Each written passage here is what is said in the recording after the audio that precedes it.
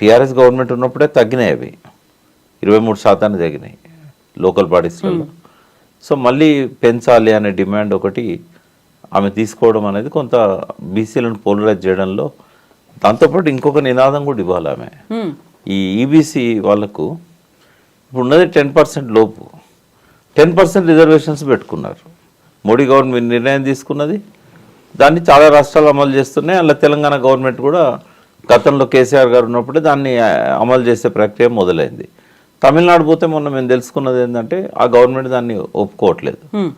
ఇప్పుడు బీసీలలో అది ఒక ప్రధానమైన డిమాండ్గా ముందుకు వస్తున్నది.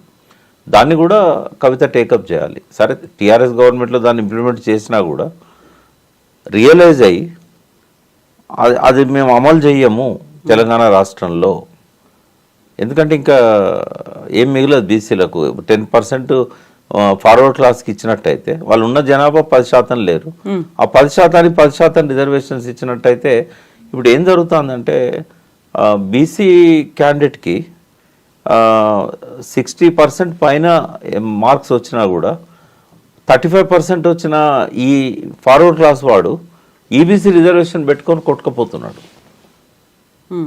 ఆ అన్యాయం అనేది జరుగుతూ ఉంది ఉద్యోగాలలో కానీ హయ్యర్ ఎడ్యుకేషన్లో కానీ. ఆ సీట్లలో ప్రధానంగా వివక్ష కొనసాగుతూ ఉంది. కాబట్టి ఇది బర్నింగ్ డిమాండ్గా ఉన్నది. కవిత గారు కులగణన దానికి సంబంధించిన రిపోర్ట్తో పాటుగా ఈ డిమాండ్ తీసుకున్నట్టయితే బీసీలంతా కూడా పోలరైజ్ అయ్యే అవకాశం ఉంటుంది, కలిసి పనిచేసే అవకాశం ఉంటుంది ఆమెతోని. ఇప్పుడు రిజర్వేషన్లలో బీసీలకు సంబంధించి అంటే లోకల్ బాడీస్లో బీసీల రిజర్వేషన్ను కూడా పెంచాలి అనేటువంటి ఒక డిమాండ్ చేయబోతున్నాను, బీసీ కమిషన్ని కలుస్తాను అనేది కూడా తను ట్వీట్ చేశారు. అదే అది కూడా ఇంపాక్ట్ ఉంటుంది ఇప్పుడు, ఎందుకంటే నెక్స్ట్ వచ్చేది ఎలక్షన్స్ అవే కదా లోకల్ బాడీస్. సరే ఇక్కడ మనం సబ్జెక్టివ్గా చూడాల్సింది ఏంటంటే మళ్ళీ కవిత యాక్టివ్ అవుతున్నది. అవును, మళ్ళీ కవిత యాక్టివ్గా పాలిటిక్స్లోకి రావడం వల్ల అది బీఆర్ఎస్కి అనుకూలంగా లాభించే అంశం. అది ఆమె ఒక అగ్రెసివ్ లీడర్. జైలు పోవడం వల్ల పెద్దగా మస్కబారిందని నేను అనుకోను, ఎందుకంటే అదేమీ ఆరోపణలు పెద్దగా రుజువు కాలేదు. వీళ్ళు ఎన్ని ఆరోపణలు చేసినా బెయిల్ కోసం బీజేపీతో కుమ్మక్క అయిందన్నా ఏమైనా జనమేం నమ్మలేదు, అది వాస్తవం కాదని చెప్పి అనుకున్నారు. కాబట్టి తాత్కాలికంగా ఆమె రాజకీయ కార్యక్రమాలకు తెరబడ్డది, కానీ ఒక 6 నెలలు 8 నెలలు శాశ్వతంగా ఆమె ప్రతిభ మస్కబారిందని అయితే నేను అనుకోవట్లేదు. మళ్ళీ ఆమెకు పునర్వైభవం ఉంటుంది తెలంగాణ పల్లెలలో కానీ పట్టణాలలో కానీ. ఆమె ఆ పాత సెక్షన్ అంతా మళ్ళీ యాక్టివేట్ చేసి జాగృతి పక్షాన ఆమె కనుక మళ్ళీ సంస్థను బలోపేతం చేసి ఒక బీసీల డిమాండే కాకుండా సాంస్కృతిక పరమైన డిమాండ్స్ని కనుక ముందు పెట్టుకొని, మనం చాలాసార్లు అనుకున్నాం తెలంగాణలో ఒక సాంస్కృతిక విప్లవం రావాల్సిన అవసరం ఉన్నది. ఆ పని చేయలేదు కాబట్టి కేసీఆర్ గారు చిన్న చిన్న అపోహలతోనే అనుమానాలతోనే ఆయన ప్రభుత్వాన్ని పోగొట్టుకున్నాడు. ఒకసారి ప్రజల మనసులలో ఆ రకమైన ప్రక్షాళన జరిగినట్టయితే రాబోయే రోజుల్లో తెలంగాణకు లాభం, అది ఆ మూమెంట్ నడిపిన నాయకులకు వాళ్ళ క్రెడిబిలిటీ పెరుగుతుంది. కాబట్టి ఆ అవకాశం కవితకు ఉంది. తెలంగాణలో కొన్ని ఇష్యూస్ని ఐడెంటిఫై చేసి ఒక సాంస్కృతిక విప్లవానికి ఆమె శ్రీకారం చుట్టినట్టయితే ఒక గొప్ప నాయకురాలుగా ఆమెకు భవిష్యత్తు ఉంటుంది. అయితే తనతో ఇన్ని సంవత్సరాల అనుబంధం 2007 నుంచి జాగృతితో అంటిపెట్టుకొని ఉన్న చాలామంది ఇంటలెక్చువల్స్ ఉన్నారు. వాళ్ళని మళ్ళీ గ్యాదర్ చేసి అసలు తెలంగాణ ప్రజలల్లో ఆ మానసిక చైతన్యాన్ని పెంచడానికి ఏ అంశాల మీద పనిచేయాలి. కులం అనేది ఒక అంశం, చాలా అంశాలు ఉన్నాయి. మహిళలకు సంబంధించిన అంశాలు కూడా చాలా ఉంటాయి సాంస్కృతిక పరమైనవి.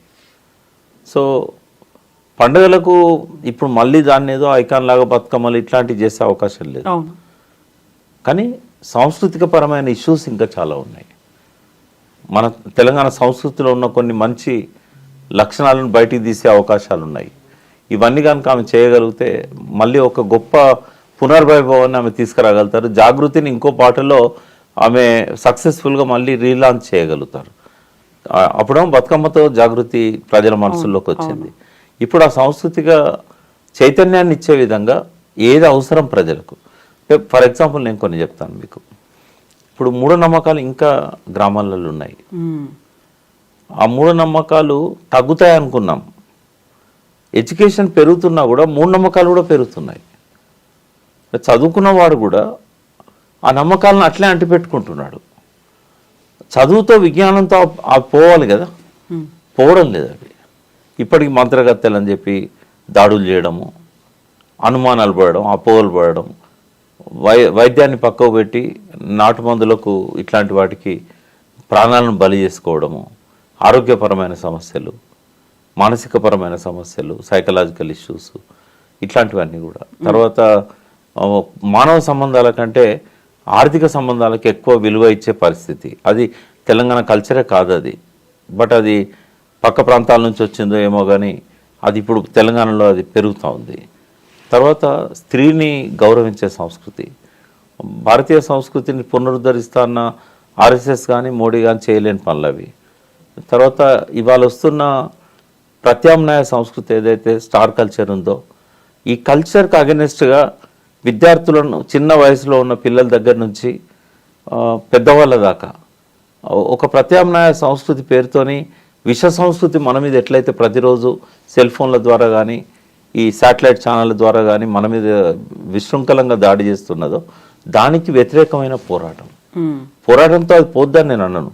కానీ ఒక భావజాల వ్యాప్తి జరగాల్సిన అవసరం ఉంది, మళ్ళీ జాగృతం చేయాల్సిన అవసరం ఉన్నది.